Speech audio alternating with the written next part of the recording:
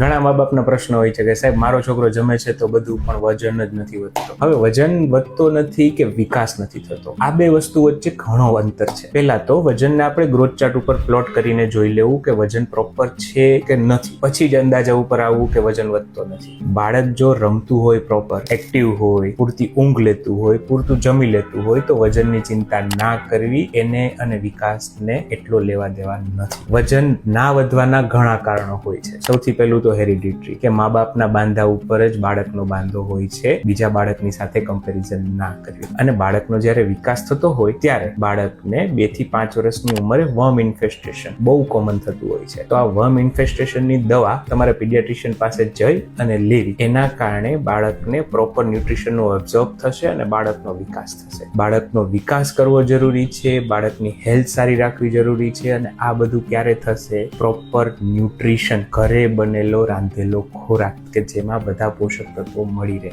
એનાથી બાળકનો વિકાસ થશે. એટલે વજનની ચિંતા ના કરો. વજન કરતા જરૂરી છે બાળકની એનર્જી, ઓવરઓલ એક્ટિવિટી અને ડેવલપમેન્ટ.